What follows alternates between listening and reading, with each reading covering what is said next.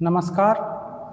औद्योगिक प्रशिक्षण संस्थानों के व्यवसाय फिटर के विषय सैद्धांतिक की पाठ्यचर्या में अंकित प्रसंग आगणन यानी एस्टिमेशन पर आपको आज मैं प्रशिक्षण प्रदान करूंगा।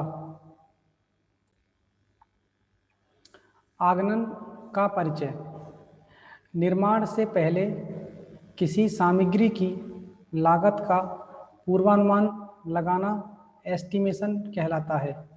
जब उस सामग्री का निर्माण हो जाता है तब उस सामग्री की वास्तविक लागत ज्ञात कर ली जाती है। सामग्री की वास्तविक लागत उसकी मानक लागत से कम या अधिक हो सकती है। वास्तविक लागत और मानक लागत में अंतर के कारणों का एनालिसिस यानी विश्लेषण किया जाता है और यदि वास्तविक लागत अधिक है तो उसे कंट्रोल करने के प्रयास किए जाते हैं। यानी एस्टिमेशन मतलब पहले किसी सामग्री की कॉस्ट का पूर्वानुमान लगाना एस्टिमेशन कहलाता है। उस सामग्री का निर्माण हो जाता है तब उस सामग्री की एक्चुअल कॉस्ट ज्ञात कर ली जाती है। सामग्री की एक्चुअल कॉस्ट उसकी स्टैंडर्ड कॉस्ट से कम या अधिक हो सकती है। एक्चुअल कॉस्ट और स्टैंडर्ड कॉस्ट में अंतर के कारणों का हम एनालिसिस करते हैं। एनालिसिस करने के बाद यदि एक्चुअल कॉस्ट ज़्यादा आती है तो उसे कंट्रोल करने का प्रयास किया जाता है। मशीनन का आगमन। किसी भी उद्यम में सामग्री की लागत निकालने के बाद मशीनरी की लागत निकाली जाती है। किसी भी उत्पादन कंपनी में उत्पाद को यथार्थ आकार व आकृति में लाने के लिए उस पर विभिन्न ऑपरेशंस की जाती हैं, जैसे कास्टिंग, फोर्जिंग व बार स्टॉक आदि, व इन संक्रियाओं को विभिन्न मशीनों द्वारा पूर्ण किया जाता है। वर्कशॉप में तैयार किए जाने वाले सभी अवयवों पर कुछ न कुछ मशीनिंग प्रक्रिया अवश्य की जाती है, जैसे turning, threading, tapping, drilling, boring, shaping, facing आदि। मशीनन का एस्टिमेशन मतलब जो आपके उद्यम होते हैं उसमें सामग्री की कॉस्ट निकालने के बाद मशीनरी की कॉस्ट निकाली जाती है। किसी भी उत्पादन कंपनी में प्रोडक्ट को यथार्थ आकार व आकृति में लाने के लिए उस पर विभिन्न ऑपरेशन किए जाते हैं, जैसे आपका कास्टिंग करना है, फोर्जिंग करना है आदि। सभी कंपोनेंट पर कुछ ना कुछ मशीनिंग प्रक्रिया अवश्य की जाती है, जैसे कि आपका टर्निंग करना है, फेसिंग करना है, थ्रेडिंग करना है, मिलिंग करना है, बोरिंग करना है, ड्रिलिंग करना है आदि। जॉब व औजारों का सेटअप टाइम। मशीन को काम में लेने से पहले इसे तैयार किया जाता है। तैयार करने के लिए दिए गए समय को सेटअप समय कहा जाता है। यदि किसी मशीन को एक कार्यखंड बनाने के लिए तैयार किया जा रहा है तो इसका समय एक कार्यखंड के श्रम में जोड़ दिया जाता है। यदि मशीन पर एक से अधिक कार्यखंड तैयार करने हैं तो उन सभी पर यह समय विभाजित कर दिया जाता है। इसी को हम जॉब व टूल्स का सेटअप समय कहते हैं। प्रचालन समय यानी ऑपरेशन टाइम। कार्यखंड पर की जाने वाली वास्तविक संक्रिया करने के लिए मशीन द्वारा लिया गया समय प्रचालन समय कहलाता है। इसे कटिंग समय या फ्लोर समय के नाम से भी जाना जाता है। जैसे हैंडलिंग टाइम, मशीनी प्रक्रियाएं करते समय शारीरिक गतिविधियों के लिए आवश्यक समय हैंडलिंग समय कहलाता है। यानी जो आप मशीनिंग ऑपरेशन करते हैं उस समय पर जो आपकी फिजिकल एक्टिविटी होती है, फिजिकल गतिविधियां होती हैं, उसके लिए आवश्यक समय हैंडलिंग टाइम कहलाता है। नेक्स्ट है आपका मशीनिंग टाइम।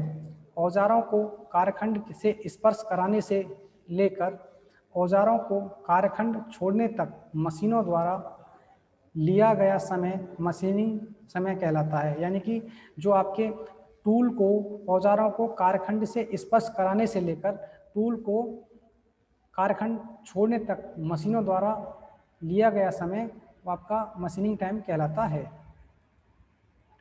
महत्वपूर्ण छूटें यानी इम्पोर्टेंट अलाउंस, जैसे व्यक्तिगत छूट, इसको पर्सनल अलाउंस भी कहा जाता है। व्यक्तिगत आवश्यकताओं को जैसे पानी पीने, धूम्रपान करने आदि के लिए लिया गया समय व्यक्तिगत छूट कहलाती है। जैसे सर्दी, सिर दर्द या अन्य छोटी बीमारी के कारण दक्षता में आई कमी भी इसके अंतर्गत आती है। यानी कि पर्सनल छूट क्या होती है, कोई भी व्यक्ति है व्यक्तिगत आवश्यकता जैसे पानी पीना है, धूम्रपान करना है आदि के लिए जो लिया गया समय है वो आपकी पर्सनल अलाउंस कहलाती हैं। जैसे आपका सर्दी, गर्मी या सिर दर्द हो रहा है, अन्य छोटी बीमारी होने के कारण जो इफ़िशियंसी में आई कमी भी वो इसके अंतर्गत आती है।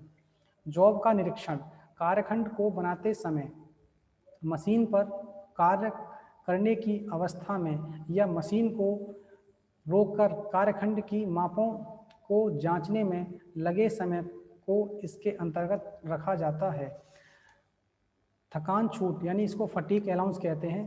कोई भी श्रमिक एक ही गति से पूरे दिन काम नहीं कर सकता है। कुछ समय बाद अत्यधिक काम से या मशीन के शोर से उसे थकान महसूस होने लगती है। इसीलिए थकान हेतु भी कुछ छूटें दी जाती हैं। इन्हीं को हम फटीग छूट कहते हैं।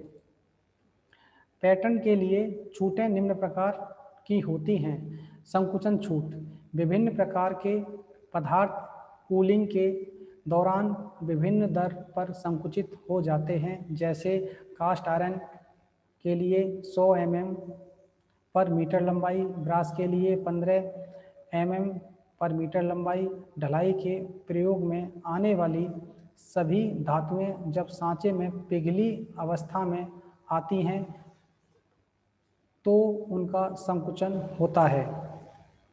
आगे मशीनन छूट यानी मशीन अलाउंस, कास्टिंग की सरफेस जिसे मशीनन को ध्यान में रखते हुए वास्तविक आकार में थोड़ा ज़्यादा रखा जाता है उसे मशीन अलाउंस कहते हैं। यह छूट कार्य की प्रकृति और गुणवत्ता पर निर्भर करती है। जैसे मशीन छूट बराबर 2 mm पर सरफेस। ड्राफ्ट छूट, प्रतिरूप रचना के अंतर्गत पैटर्न मेकर द्वारा प्रतिरूप की ऊर्ध्वाधर सरफेसों को टेपर किया जाता है जिससे सांचे को बिना क्षति पहुंचाए उसे सफलतापूर्वक सांचे से बाहर खींचा जा सके। इसे सामान्य प्रति मीटर टेपर की मात्रा द्वारा व्यक्त किया जाता है। जो आपकी ड्राफ्ट छूट होती है उसमें क्या होता है, जो पैटर्न रचना के अंतर्गत पैटर्न मेकर होता है उसके द्वारा प्रतिरूप की वर्टिकल सरफेसों को टेपर किया जाता है जिससे कि सांचे को बिना क्षति पहुंचाए उसे सफलतापूर्वक बाहर निकाला जा सकता है। कटाई speed, cutting speed, cutting tool द्वारा किसी मटेरियल के अनुदिश तय की गई दूरी कटिंग स्पीड कहलाती है। जैसे d सेंटीमीटर व्यास का एक जॉब n RPM की गति से चक्कर लगा रहा है तो टूल के पॉइंट द्वारा 1 मिनट में तय की गई दूरी बराबर एक चक्कर में तय की गई दूरी इंटू 1 मिनट में चक्करों की संख्या बराबर cutting speed s that will be equal to pi dn बटे 1000 मीटर पर मिनट, जहां s cutting speed, n RPM, d workpiece का व्यास। कटिंग स्पीड निम्न कारकों पर निर्भर करती है। जैसे नरम व तन्य पदार्थ की अपेक्षा हार्ड मटेरियल के लिए तीव्र कर्तन की आवश्यकता होती है। जो आपके सॉफ्ट और डक्टाइल मटेरियल की अपेक्षा जो हार्ड मटेरियल होते हैं उनके लिए तीव्र कर्तन की आवश्यकता होती है। फीड, वर्कपीस की अनुदैर्ध्य अक्ष यानी लॉन्गिट्यूडनल एक्सिस के अनुरूप कार्यखंड के पटरी चक्कर में कर्तन टूल द्वारा चली गई दूरी को फीट कहते हैं। इसकी इकाई mm पर चक्कर होती है। फीड मुख्य रूप से निम्न कारकों पर निर्भर करती है, जैसे डेप्थ ऑफ कट, कट की गहराई, कटिंग स्पीड, कर्तन गति, पावर ऑफ मशीन, मशीन की पावर। कट की गहराई यानी डेप्थ ऑफ कट। एक कट में कारेखंड की लॉन्गिट्यूडनल एक्सिस के लंब रूप में कटाई टूल द्वारा चली गई दूरी को कट की गहराई कहते हैं। यह धातु की वह मोटाई है जिसे एक ही कट में हटा दिया जाता है। इसकी इकाई सामान्य रूप से mm में होती है। जैसा कि फिगर में आपको शो हो रखा है, ये आपकी फीड है, ये आपका स्पीड है, ये आपके चक में वर्क पीस होल्ड हो रखा है, ये आपका रोटेशन दे रहा है, ये आपकी डेप्थ ऑफ कट है। यानी एक कट में कटिंग टूल द्वारा चली गई दूरी को हम डेप्थ ऑफ कट कहते हैं। टर्निंग, खरादन, यह धातु हटाने की वह प्रक्रिया है जिसमें कारेखंड को टूल के विरुद्ध घुमाया जाता है। यानी टर्निंग एक ऐसा प्रोसेस है, धातु हटाने का वह प्रोसेस है जिसमें वर्कपीस को टूल के अपोजिशन में विरुद्ध घुमाया जाता है। S बराबर pi D N upon 1000 metre पर मिनट या n बराबर 1000 S upon pi into D, जहाँ S फीट पर चक्कर मीटर पर मिनट, d कारेखंड का व्यास, n कारेखंड के चक्कर।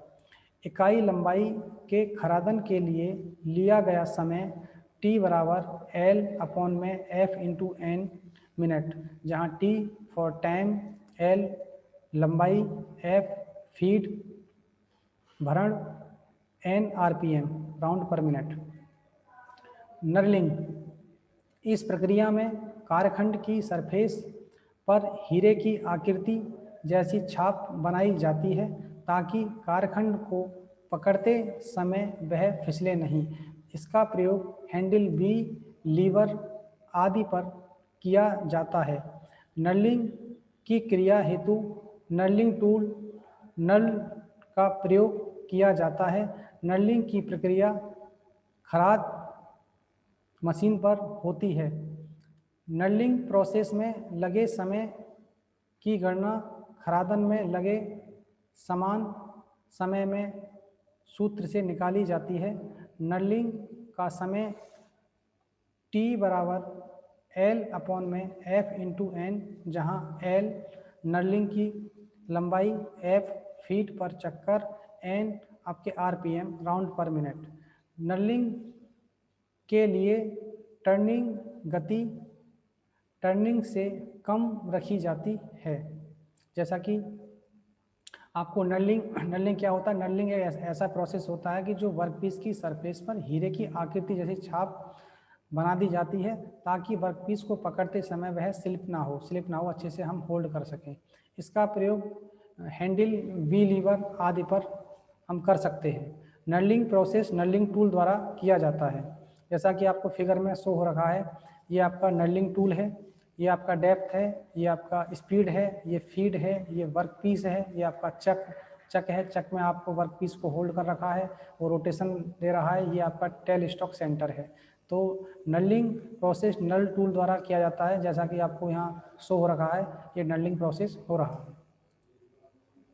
फेसिंग, यह सरफेस से कारेखंड की घूर्णन अक्ष से समकोण पर पदार्थ को हटाने की प्रक्रिया होती है। यह प्रक्रिया भी खरादन टूल से ही लेथ मशीन पर की जाती है। इस प्रक्रिया में वर्कपीस को चक में पकड़ा जाता है तथा सिरे पर सिंगल पॉइंट कटिंग टूल को क्रॉस स्लाइड की सहायता से चलाकर फेसिंग प्रक्रिया की जाती है। इस विधि में कटाई की लंबाई फेस के व्यास की आधी होती है। प्रति कट फेसिंग क्रिया में लगा समय बराबर कट की लंबाई upon feet per revolution into RPM, जहाँ कट की लंबाई D/2 होती है। फेसिंग क्या होती है कि फेसिंग एक सरफेस से वर्कपीस की घूर्णन एक्सिस यानी रोटेशन, घूर्णन एक्सिस से समकोण पर पदार्थ को हटाने की वह प्रक्रिया होती है। इस प्रक्रिया में टर्निंग टूल से ही लेथ मशीन पर की जाती है। जैसा कि आपको फिगर में शो हो रखा है, ये आपका चक है, इस चक में आपका वर्क पीस होल्ड हो रखा है, ये आपका टूल पोस्ट पर टूल लगा हुआ है, ये आपका सिरे पर सिंगल पॉइंट कटिंग टूल है, इसके द्वारा फेस पर फेसिंग प्रोसेस किया जा रहा है।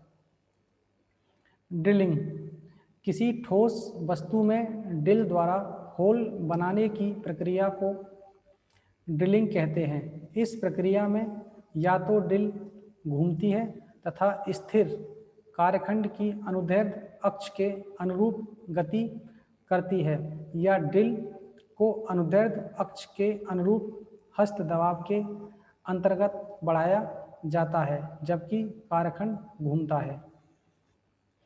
ड्रिलिंग का समय बराबर बनने वाले छिद्र की गहराई upon feet per revolution into RPM, जहां एल छिद्र की लंबाई एमएम में, डी छिद्र का व्यास, एफ फीट पर चक्कर, एन आपके आरपीएम है राउंड पर मिनट। इस प्रक्रिया में कट की गहराई छिद्र के व्यास की आधी होती है। कारखंड को ड्रिल मशीन पर बांधने खोलने में जिग और फिक्चर्स का प्रयोग किया जाता है। जैसा कि ड्रिलिंग प्रोसेस आपको दिख रहा है, ये आपका वर्क पीस है, इसमें आपका ये ट्विस्ट ड्रिल है, इसमें आपका इंसर्ट हो रहा है, होल हो रहा है, इसमें प्रेशर दे करके भी हम होल करते हैं। बोरिंग, पूर्व में बने छिद्र को बड़ा करने की प्रक्रिया बोरिंग कहलाती है। वहीं सूत्र को प्रयुक्त करके बोरिंग के लिए आवश्यक समय प्राप्त किया जा सकता है। बोरिंग के लिए आवश्यक समय बराबर बोर किए छिद्र की लंबाई पर feet per revolution into RPM. जैसा कि आपको फिगर में शो हो रखा है, ये आपका बोरिंग टूल है, ये आपका वर्क पीस है, ये आपका चक है। चक में वर्क पीस को होल्ड किया है, होल्ड करने के बाद में बोरिंग प्रोसेस बोरिंग टूल द्वारा किया जाता है। इसमें क्या होता है कि पहले से बने हुए छिद्र को बड़ा करने के लिए हम बोरिंग प्रोसेस किया जाता है। रीमर, ड्रिल किए गए छिद्र को पूर्ण रूप से यथार्थ आकार में लाने के लिए सामग्री की अति सूक्ष्म मात्रा को हटाने की प्रक्रिया रीमिंग कहलाती है। यह प्रक्रिया रीमिंग टूल द्वारा की जाती है। रीमर के लिए आवश्यक समय बराबर छिद्र की गहराई पर feet per revolution into RPM होती है। रीमिंग के सहायता से 0.3 mm से अधिक गहरा पदार्थ छिद्र की आंतरिक सरफेस से अलग नहीं किया जाना चाहिए। रीमिंग प्रक्रिया का कटाई समय ड्रिलिंग के समान ही गणना के द्वारा प्राप्त होता है। रीमिंग क्या होता है, जैसा कि आपको फिगर में शो हो रखा है, ये आपका फीड है, ये आपका रीमर है, रीमर टूल है, ये टेलीस्टॉक है, ये आपका वर्क पीस है। तो जब रीमिंग प्रोसेस होता है तो रीमिंग प्रोसेस में क्या होता है कि जो ड्रिल द्वारा किया गया छिद्र है उसको पूर्ण रूप से और एक्यूरेसी के साथ यथार्थ आकार में लाने की सामग्री के अति सूक्ष्म मात्रा को हटाने की एक प्रक्रिया होती है जिसको हम रीमिंग कहते हैं। थ्रेडिंग, चूड़ी काटना, फास्टनिंग के उद्देश्य हेतु बाहरी या आंतरिक वृत्ताकार सरफेस पर हेलिक्स बनाने के लिए पदार्थ को हटाने की क्रिया थ्रेडिंग कहलाती है। इस प्रक्रिया में बाहरी या आंतरिक वृत्ताकार सरफेस से पदार्थ का खुरचन किया जाता है। बाहरी सरफेस पर थ्रेडिंग के विभिन्न तरीके हैं, जैसे लेथ मशीन, थ्रेड मिल, टूल थ्रेड ग्राइंडर व थ्रेड रोलिंग मशीन आदि। थ्रेडिंग के लिए आवश्यक समय की गणना का सूत्र टर्निंग के समान ही होता है। जैसे सिंगल स्टार्ट थ्रेड के लिए पिच बराबर 1 में थ्रेड पर mm, मल्टी स्टार्ट थ्रेड के लिए पिच बराबर स्टार्ट की संख्या पर थ्रेड पर mm, जैसा कि आपको इस फिगर में दिख रखा है, ये थ्रेडिंग बी टूल है जिसके द्वारा थ्रेडिंग की जा रही है, चूड़ी काटी जा रही है। ये आपका वर्क पीस है, ये आपका चक है। उत्पादकता रिपोर्ट। उत्पादन से तात्पर्य उन वस्तुओं के निर्माण से है जिनका विनिमय किया जा सके। उत्पादन के अंतर्गत कच्चे माल को इच्छित वस्तु में परिवर्तित करने के लिए विभिन्न क्रियाएं की जाती हैं। जैसे उत्पादन में सभी कार्य करने से पहले उसका सही नियोजन, उत्पादन की मात्रा, गति और गुणवत्ता का उचित नियोजन ग्राहक और बाजार की आवश्यकताओं के अनुरूप किया जाना चाहिए, जिससे उत्पादन कार्य की कार्यक्षमता को मापा जा सके। इन सभी बिंदुओं को ध्यान में रखते हुए रिपोर्ट तैयार की जाती है, जिससे उत्पादकता कहते हैं। इस रिपोर्ट को यदि रूटीन बेसिस पर निकाला जाए तो नियोजन विभाग के लिए बहुत उपयोगी होती है। Cycle time. किसी एक वस्तु के निर्माण में लगने वाला टाइम को साइकिल टाइम कहते हैं। यह एक दिन के कुल उत्पादन की संख्या को उसमें लगने वाले कुल समय से विभाजित करके ज्ञात किया जाता है। इसकी गणना दिन, महीने और वर्ष के अनुसार भी की जाती है, जिसके परिणाम में भिन्नता पाई जाती है। ये साइकिल टाइम का डायग्राम है। Work received, manufacturing begins, manufacturing ends, product shipped, product delivered. यानी वर्क रिसीव करने से लेकर प्रोडक्ट डिलीवर करने तक का समय साइकिल टाइम कहलाता है। Job card. किसी जॉब से संबंधित वह कार्ड जिसमें उत्पादन के दौरान जॉब के मटेरियल, किए गए ऑपरेशन, लगने वाले समय आदि का विवरण प्रदर्शित होता है। यह सीधे तौर पर लगने वाली मजदूरी तथा लागत का आवंटन करने के लिए प्रयोग किया जाता है। यह कार्ड नए प्रशिक्षुओं के लिए लाभकारी होता है। Process chart. इस चार्ट का उपयोग उत्पादन के दौरान विभिन्न प्रोसेस के क्रम को दर्शाने, उसके नियंत्रण करने तथा गुणवत्ता दर्शाने के लिए किया जाता है। इस चार्ट से यह ज्ञात होता है कि किस मशीन पर किस प्रोसेस द्वारा निम्न गुणवत्ता स्तर का उत्पादन हो रहा है। यह जानकारी हो जाने पर गुणवत्ता स्तर को सुधारने के लिए उस मशीन या प्रोसेस में आवश्यक सुधार किए जा सकते हैं। इसके लिए निम्न बिंदुओं को ध्यान में रखा जाता है, जैसे मशीन का चयन कैसे करना है, उपसाधनों का चयन कैसे करना है, मटेरियल का चयन कैसे करना है, वो सब प्रोसेस चार्ट के अंतर्गत आता है। Machine process chart. इस मशीन प्रोसेस चार्ट के अंतर्गत हम विभिन्न चिन्हों के प्रतीकों के बारे में जानकारी प्राप्त करेंगे। जैसे भंडारण घटना है, ये भंडारण का सिंबल है। ऑपरेशन का ये सिंबल है। ये डिले विलंब घटना है, उसका ये सिंबल है। ट्रांसपोर्टेशन परिवहन घटना है, उसका ये सिंबल है। इंस्पेक्शन, उसका ये सिंबल है। इस प्रोसेस चार्ट के अंतर्गत हम विभिन्न सिंबलों के बारे में जानकारी प्राप्त करते हैं। सारांश। आज के प्रसंग में आपने आगमन के बारे में जाना, छूट के बारे में जाना, ड्रिलिंग, रीमिंग, बोरिंग आदि के बारे में जाना।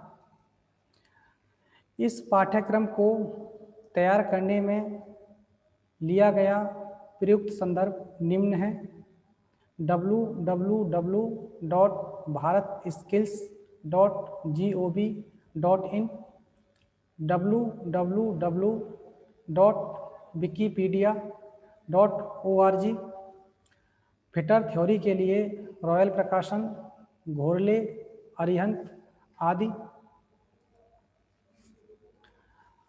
आज मैंने आगमन यानी एस्टिमेशन पर आपको प्रशिक्षण प्रदान किया है। आशा है आपको यह प्रशिक्षण भविष्य हेतु मददगार साबित होगा। धन्यवाद।